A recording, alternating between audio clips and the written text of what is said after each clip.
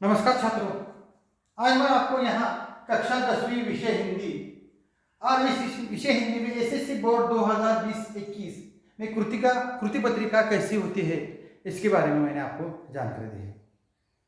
पिछली दशक में मैंने आपको उसका स्वरूप बताया है और आपकी एक परीक्षा भी ले गई है हिंदी के विषय पर, लेकिन एक ज़्यादा जानकारी लिए मैं आज आपको यहाँ कृति पत्रिका कैसी होती है, उसके लिए अंक कैसे होते हैं इसके बारे में मैं आपको जानकारी देता हूँ।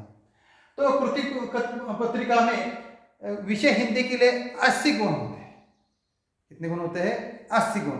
तो उसके बारे में मैं आपको और उसकी जो विकल्प सहित जो गुणदान कैसे होता है, अंक कैसे होते हैं उसके बारे में मैं आपको जानकारी देता हूं।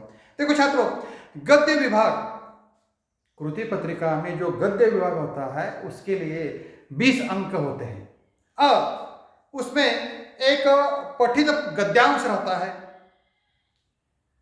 पाठ्यक्रम पर आधारित, उसे हम पठित कहते हैं।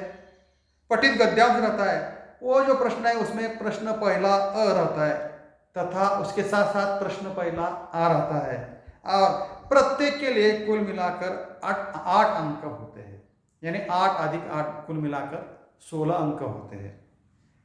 उसके बाद दूसरा जो प्रश्न रहता है गद्य विभाग में, अपठित गद्यांश, यानी पाठ्यक्रम के बाहर से लिया गया होता है प्रश्न, इसलिए उसे हम क्या कहते हैं? अपठित गद्यांश। अब वो जो प्रश्न रहता है वो प्रश्न पहला ई रहता है और उसके लिए कुल मिलाकर 4 अंक रहते हैं। उसके बाद पद्य विभाग है, पद्य विभाग के लिए 12 अंक रहते हैं। उसमें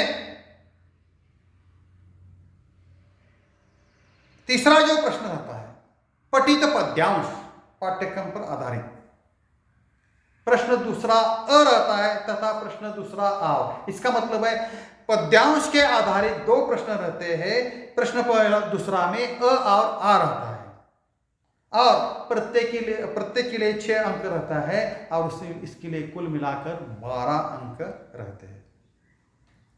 उसके बाद पूरक पठन आता है,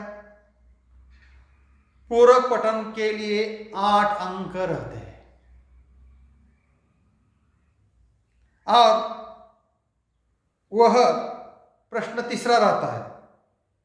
पूरक पठन में 2 प्रकार होते हैं, एक गद्यांश और एक पद्यांश। पूरक पठन में गद्यांश पर आधारित प्रश्न तीसरा अ रहता है, कुल मिलाकर अंक 4 रहते हैं और पूरक पठन में आधारित पद्यांश में प्रश्न तीसरा आ होता है, उसके लिए कुल मिलाकर 4 अंक होते हैं। उसके बाद भाषा अध्ययन, हम उसे क्या कहते हैं? व्याकरण कहते हैं और उसके लिए 14 अंक रहते हैं। तो भाषा अध्ययन में जो प्रश्न चौथा रहता है, अलग अलग प्रकार के प्रश्न पूछे जाते हैं। जैसे शब्द पर भेद पर आधारित प्रश्न चौथा में 1 आंकड़ा होता है, उसके लिए 1 अंक होता है। उसके बाद अव्यय में आधारित प्रश्न चौथा में दूसरा आंकड़ा पूछा जाता है, कुल मिलाकर अंक 1 रहता है।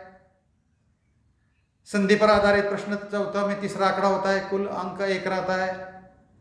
सहायक क्रिया में प्रश्न चौथा में चौथा आंकड़ा रहता है, कुल अंक 1 रहता है। प्रेरणार्थक क्रिया में प्रश्न चौथा में 5वां आंकड़ा रहता है, कुल अंक 1 रहता है। मोहर में प्रश्न चौथा में छठा अंक रहता है, उसको कुल अंक 1 रहता है। कारक पर आधारित प्रश्न चौथा में 7वां आंकड़ा रहता है, कुल अंक 1 रहता है। विराम चिन्ह पर आधारित प्रश्न चौथा में 8वां अंक रहता है, कुल अंक 1 रहता है और काल परिवर्तन में प्रश्न चौथा में 9वां आंकड़ा जो रहता है, कुल अंक यहाँ 1 नहीं 2 अंक रहते हैं। उसके बाद 15वां जो अंक रहता है वाक्य के भेद पर आधारित प्रश्न चौथा में 10वां आंकड़ा, कुल अंक यहाँ 2 रहते हैं। वाक्य शुद्ध करना प्रश्न चौथा में 11वां आंकड़ा रहता है, उसके लिए कुल अंक 2 रहते हैं। उसके बाद अंत में उपयोजित लेखन, सबसे ज्यादा इसको अंक रहते हैं। कितने अंक रहते हैं? 26 अंक रहते हैं। उसमें पत्र लेखन का भाग जो होता है, प्रश्न 5वां उसके लिए 5 अंक होते हैं। और प्रश्न 5 गद्यांकलन पर आधारित प्रश्न 5वां रहता है, कुल अंक 4 रहते हैं।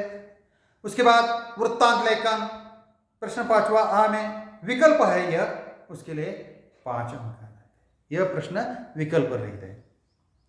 इसके लिए अथवा यहाँ कहानी लेखन भी दिया जाता है प्रश्न 5वां में, विकल्प अंक के लिए 5 अंक होते हैं। विज्ञापन लेखन लिए प्रश्न 5वां आ में कुल अंक 5 रहते हैं। और अंत में जो प्रश्न है जो निबंध लेखन प्रश्न 5वां ई कुल अंक 7 रहते हैं। इसका मतलब सबसे ज्यादा अंक किसके लिए है? निबंध लेखन के लिए।